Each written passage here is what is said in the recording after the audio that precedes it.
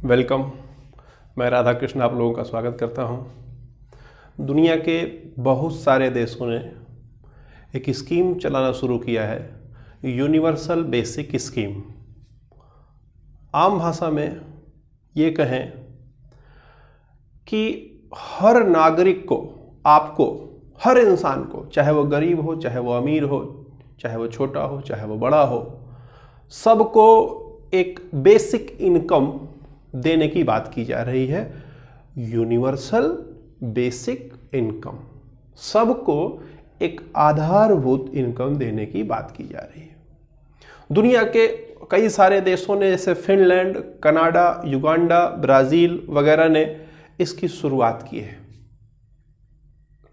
अब ये शुरुआत क्यों किया गया है, इसकी आवश्यकता क्यों पड़ी है, और साथ में क्या ये भारत देश में लागू होना चाहिए या नहीं होना चाहिए, और भारत में भी कभी लागू हुआ था तो क्या हुआ था, उन सारी चीज़ों की जानकारी हम लोग आज के क्लास में लेंगे।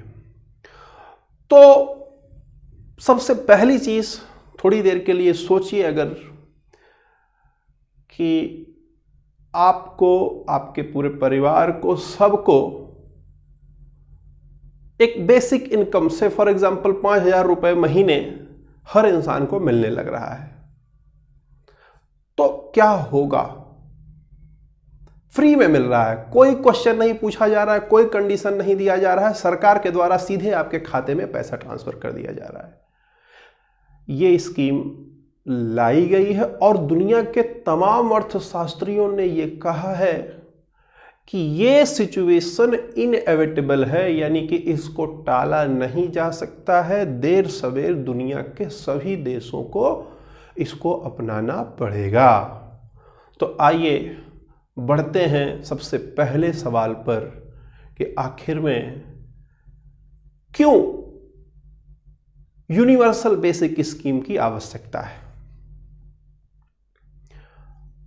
तमाम एक्सपर्ट्स कहते हैं कि खुशी मतलब happiness is a state of mind, यानी कि अगर आप सोचोगे कि हम खुश रहें तो आप खुश रहोगे, और नहीं सोचोगे उस तरह तो दुखी रहोगे। लेकिन जो मेरा अपना पर्सनल मानना है वो ये कि happy in India, basically in India, बाहर की बात नहीं कर रहा हूं मैं, basically in India happiness is dependent upon economy.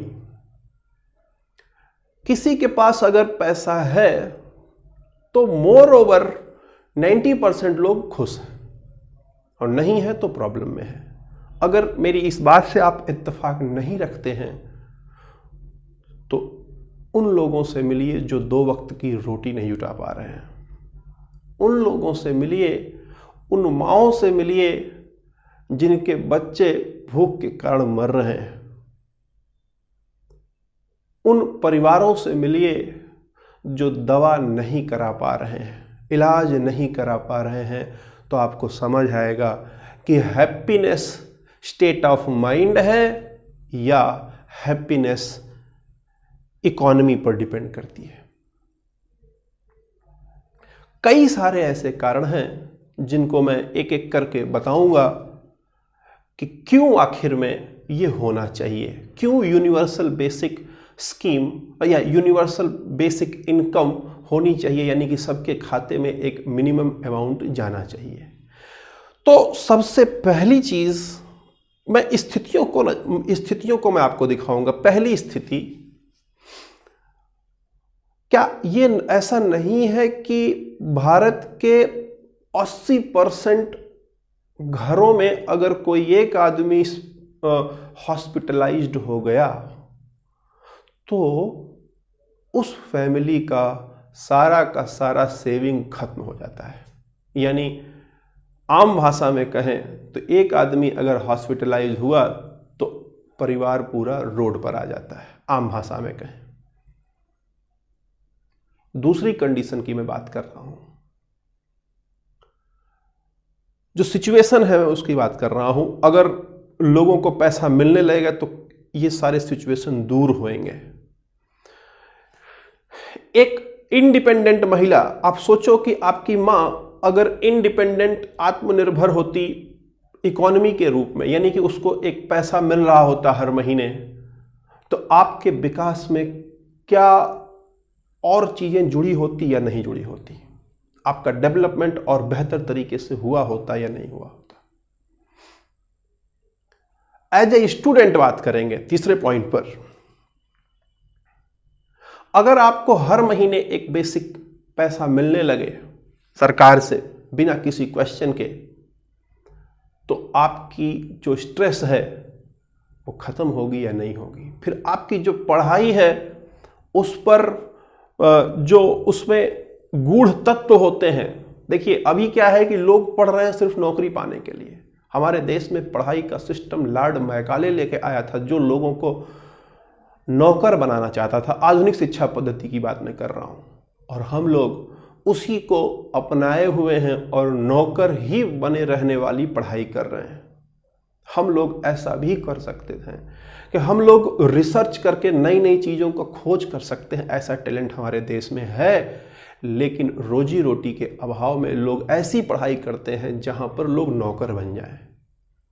तो अगर सरकार एक बेसिक पैसा देने लगे तो तमाम ऐसे स्टूडेंट निकलेंगे जो रिसर्च के क्षेत्र में कुछ ऐसे ऐसे काम कर जाएंगे जो काफ़ी बड़ा होगा, है ना। और 3 बातें मैंने कर ली, 3 चीज़ें बताई, मैं चौथी बात बता रहा हूं मैं आपको। चौथी चीज़ ये है, चौथा कंडीशन, कि देश का जो फीडर है, किसान पूरी दुनिया पूरे देश को खिला रहा है, वो बेचारा खुद कुपोषण का शिकार है। क्या ये स्थिति होनी चाहिए? अगर उसको एक बेसिक हर महीने पैसा मिलेगा तो क्या ऐसी स्थिति उत्पन्न होगी? आगे बात करते हैं 5वीं स्थिति की, कि आज के डेट में इंट्राप्रेन्योर, है ना, उद्यमियों की बात कर रही है सरकार कि नौकरी के पीछे मत भागो, खुद नौकरी क्रिएट करो, लोगों को नौकरी दो। लेकिन अभी भी जो मानसिकता है उस पर चर्चा करते हैं। आम भाषा में गांव में कहा जाता है, हारे पर हरिनाम, यानी जब हार गए, जब कुछ नहीं कर पा रहे हैं, तब भगवान प्रभु का नाम लेते हैं, हारे पर हरिनाम। यानी जब कोई बालक, विद्यार्थी पढ़ लिख करके जब नौकरी नहीं पाता है तो अंत में वो बिजनेस व्यापार करता है। ऐसा क्यों? क्योंकि वो पहले अपने लाइवलीहुड, खाने पीने की व्यवस्था के लिए जो भारत का, जो देश का सिस्टम है उसमें घुसना चाहता है। जब नहीं होता है तब वो मजबूरी में अपने, मतलब सब जब नहीं कुछ कर पाता है तब आता है बिजनेस व्यापार करने। ये मानसिकता बदलनी पड़ेगी कि व्यापार लोग अपने अपने इच्छा से करें, शौक से करें, अपने अपने ड्रीम को पाने के लिए करें, ना कि अंतिम विकल्प के तौर पर काम करें।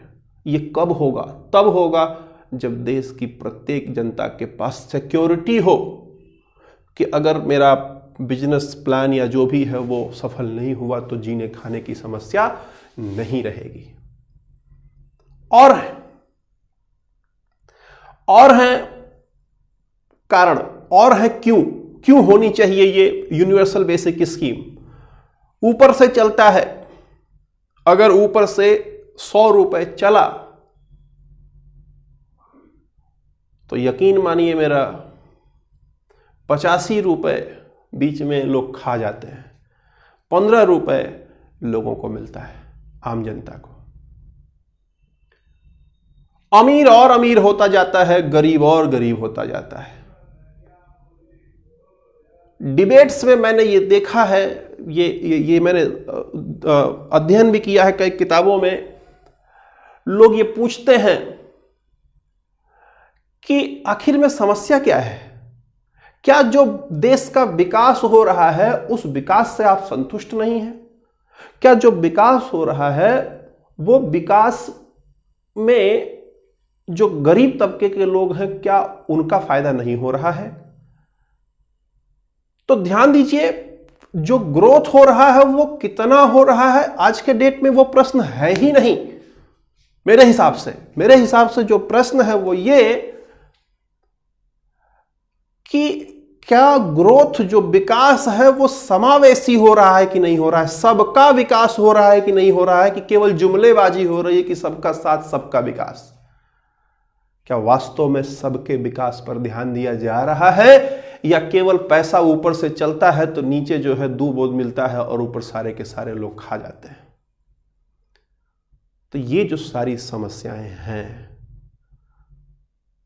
इन समस्याओं का निदान हो सकता है यूनिवर्सल बेसिक इनकम, यानी कि ऐसा हो सकता है कि महिलाएं इंडिपेंडेंट हो तो पूरे कुल को जो है आगे बढ़ा दें। ऐसा हो सकता है कि स्टूडेंट अगर इंडिपेंडेंट हो तो वो अच्छी रिसर्च करे। ऐसा हो सकता है कि अगर किसान इंडिपेंडेंट हो जाए, किसान मतलब जो है पैसा उसको मिलने लगे तो वो कुपोषण का शिकार न हो, आत्महत्या न करे। ऐसा हो सकता है कि अगर लोगों को पैसा मिलने लगे तो बेहतर तरीके के लोग एंटरप्रेन्योर बने। ठीक है, ऐसा हो सकता है कि करप्शन कम हो जाए। तमाम ऐसी चीजें हैं जो हो सकती हैं अगर यूनिवर्सल बेसिक स्कीम या यूनिवर्सल बेसिक इनकम ला दिया जाए। आइए आगे बात करते हैं। ये तो बातें रही मेरा जो मानना रहा। ठीक है, अब जो एक्सपर्ट्स हैं वो एक्सपर्ट्स की कल्पना क्या है। एक्सपर्ट्स की कल्पना दोनों तरफ है, पॉजिटिव भी है और नेगेटिव भी है। मैं आपको पॉजिटिव भी बताऊंगा, नेगेटिव भी बताऊंगा। ठीक है, और फिर उसके बाद मैं आपको बताऊंगा कि रियल लाइफ में जो वर्तमान में एक्सपेरिमेंट हुए हैं उसके रिजल्ट क्या हैं। जिन देशों में एक्सपेरिमेंट हुआ है उसके रिजल्ट क्या है, भारत में भी इसका एक्सपेरिमेंट हुआ है, वहां पर भी क्या रिजल्ट रहे हैं, वो सारी चीजें मैं आपको बताऊंगा। तो आइए, जो एजम्पशन है, जो मान्यताएं हैं, उसमें जो पॉजिटिव मान्यता है उसके बारे में पहले चर्चा करते हैं। जो एडवांटेज है, लोग ये मान रहे हैं कि अगर यूनिवर्सल बेसिक इनकम लाया गया तो इक्वालिटी बढ़ेगी, यानी कि समानता बढ़ेगी। ठीक, दूसरा बोल रहे हैं कि काम करने की स्वतंत्रता होगी, फ्रीडम ऑफ वर्क होगा, कोई जबरदस्ती काम नहीं करेगा। यानी अगर मेरा मन है तो मैं काम करूंगा, अगर मुझे उसमें इंटरेस्ट नहीं है उस काम में तो मैं नहीं करूंगा, क्योंकि मुझे जीने खाने की समस्या नहीं है। अब जब कोई आदमी ऐसा काम करेगा जिसमें उसका इंटरेस्ट है तो जाहिर सी बात है कि प्रोडक्टिविटी इंक्रीज हो जाएगी। भाई अगर इंटरेस्ट है उसमें आप काम कर रहे हो तो ऑटोमेटिक प्रोडक्टिविटी इंक्रीज होगी। क्लियर? प्रोडक्टिविटी इंक्रीज होगी तो डेवलपमेंट बढ़ जाएगा, देश का विकास होगा।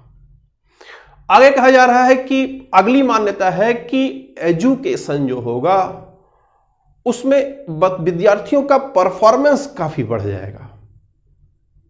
वो विद्यार्थी अपनी डिग्री या कुछ भी जो है, या कोई आदमी कोई नौकरी कर रहा है उसके बाद भी वो डिग्री अपना पूरा कर सकता है। क्यों? क्योंकि वो पैसे से जीने खाने की उसकी व्यवस्था हो गई है, रिसर्च कर सकता है, तमाम चीजें कर सकता है। और जो सबसे इंपॉर्टेंट बात है वो ये कि अगर ऐसा हुआ तो करप्शन खत्म हो जाएगा। कैसे करप्शन खत्म हो जाएगा?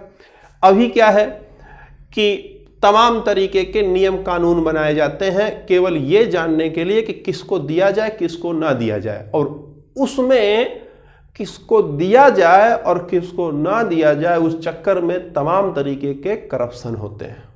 ये सबको पता है। अभी सरकार ने 20 लाख करोड़ की घोषणा की है। किसको कितना रुपया मिल रहा है डायरेक्टली और कितना इनडायरेक्टली मिल रहा है, वो भी आपके जीवन में कौन सा बदलाव आया है। ये 20 लाख आज की बात नहीं कर रहा हूं मैं, 20 लाख करोड़ की, इसके पहले भी तमाम स्कीम सरकारें घोषित करती आई हैं। उन स्कीम्स की घोषणा के बाद आपके जीवन पर क्या प्रभाव पड़ता है? मेरी जो अपनी मान्यता है, मैं जो देखता हूं कि किसी तरीके का कोई प्रभाव नहीं पड़ता है। जो भी प्रभाव पड़ता है वो केवल उन अधिकारियों, उन कर्मचारियों या उन लोगों के ऊपर पड़ता है जो लोग वो डिसबर्स कर रहे होते हैं। तो ऐसी स्थिति में जो करप्शन चरम पर है, अगर यह हटा दिया जाए कि सबके खाते में जाएगा परमानेंट इतना रुपया महीना, तो क्या होगा? बीच में कोई रहेगा ही नहीं, सारा पैसा सबके खाते में सीधा जाएगा, कोई मतलब ही नहीं होगा किसी से। तो ये बेनिफिट है, ये एडवांटेज है। पहला कौन? इक्वालिटी, यानी समानता बढ़ेगी। दूसरा, काम करने की स्वतंत्रता होगी, अपने मन का काम करेगा आदमी, फिर मन का काम करेगा तो प्रोडक्टिविटी बढ़ेगी, प्रोडक्टिविटी बढ़ेगी तो विकास होगा, एजुकेशन सिस्टम में डेवलपमेंट होगा, करप्शन कम होगा। ये क्या है? ये अजम्पशन है, ये माने गए चीजें हैं। अब इसका रिजल्ट क्या होगा, अभी आते हैं आगे उस पर। ये पॉजिटिव मान्यताएं हैं। नेगेटिव मान्यताएं क्या हैं? नेगेटिव मान्यताओं में यह माना जा रहा है कि इंसान लेजी हो जाएगा, यानी जब उसको महीने का महीने पैसा मिलने लगेगा तो वो अकर्मण्य हो जाएगा, काम ही करना छोड़ देगा, बैठ करके जुआ खेलेगा, ताश खेलेगा, है ना।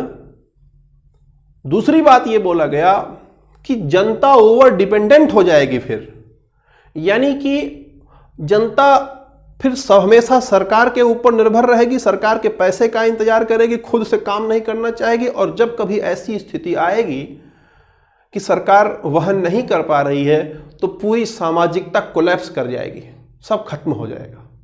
ये दूसरा डिसएडवांटेज कल्पना की जा रही है, क्लियर है। और तीसरा डिसएडवांटेज क्या माना जा रहा है कि महंगाई बढ़ जाएगी। क्यों?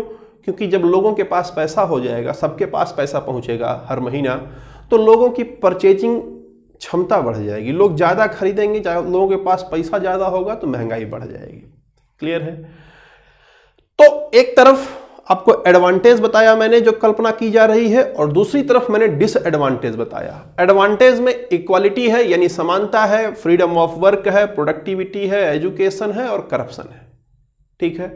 एजुकेशन सिस्टम में बढ़ाव होगा, करप्शन में कमी आएगी। ये इसके एडवांटेज हैं। डिसएडवांटेज हैं, लेजी हो जाएगा इंसान, ओवर डिपेंडेंट हो जाएगा और इन्फ्लेशन हो जाएगा।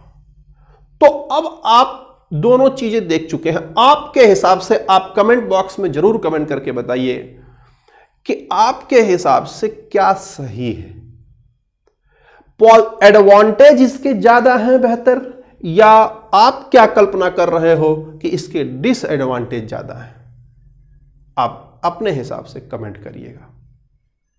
अब आगे बढ़ते हैं कि पूरी दुनिया में रियल लाइफ में, यानी कि ये टेस्टिंग शुरू हो चुकी है। फिनलैंड में, कनाडा में, युगांडा में, ब्राजील में, इन देशों में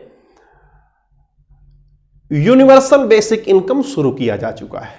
यानी कि वहां की सरकारें इस चीज को देखते हुए, समस्याओं को देखते हुए, और आज के डेट में जो नौकरियां छिन जा रही हैं, चाहे कोरोना की वजह से, चाहे टेक्नोलॉजी के अपग्रेडेशन की वजह से जो नौकरियां छिन जा रही हैं, माना यह जा रहा है कि भविष्य में यह यूनिवर्सल बेसिक इनकम इनएविटेबल होगा, यानी कि इसको लाना ही पड़ेगा दुनिया के हर देश को, नहीं तो बड़ी प्रॉब्लम हो जाएगी, ठीक है।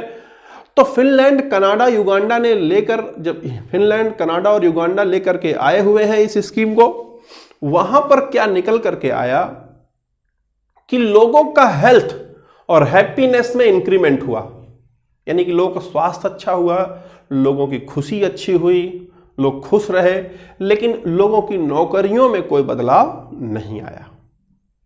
अब बात करेंगे भारत की। भारत में सन 2010 में पूरी दुनिया में सबसे पहली बार यूनिवर्सल बेसिक इनकम का प्रोजेक्ट शुरू करने वाला भारत ही है।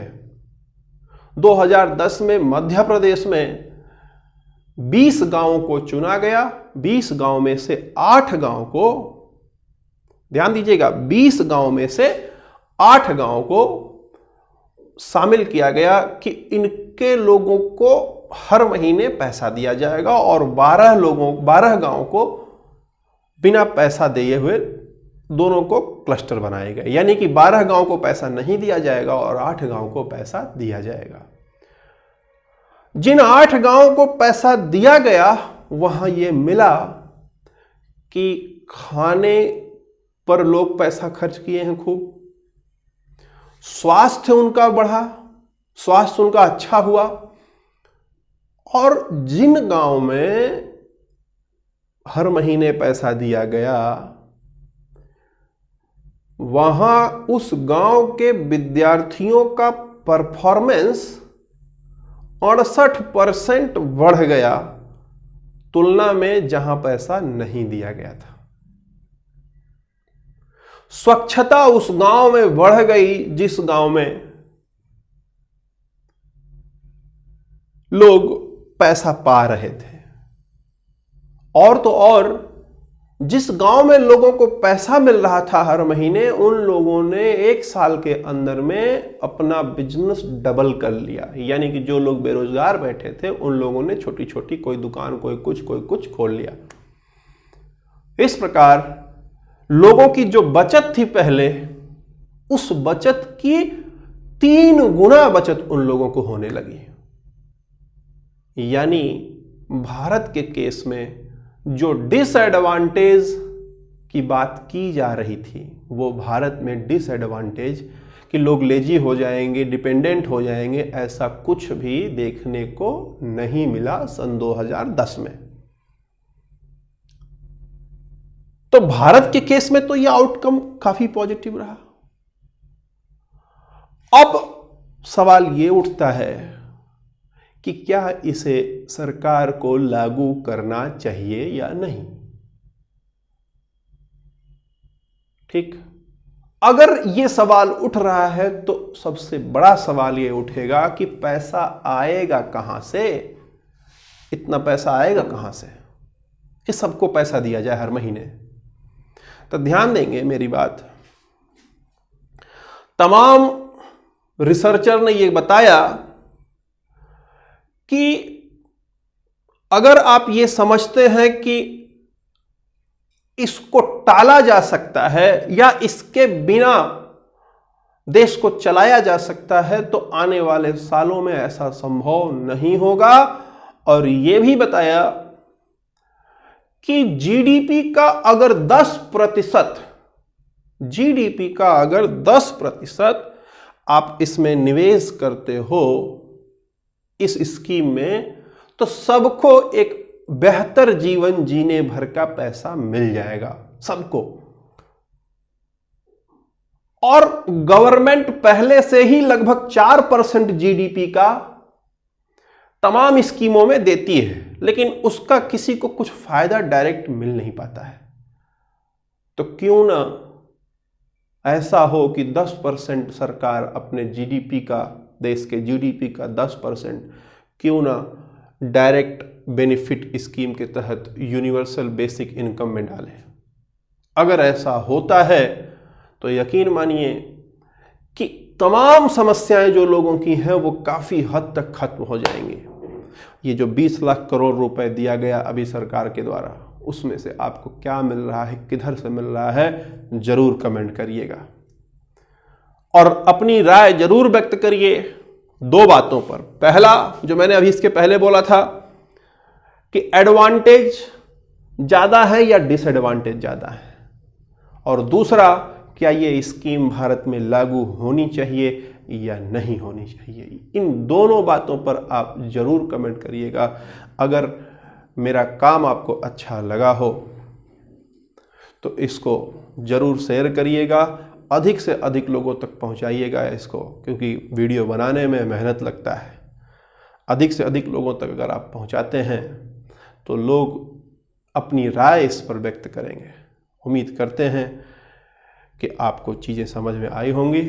बने रहने के लिए मेरे साथ धन्यवाद।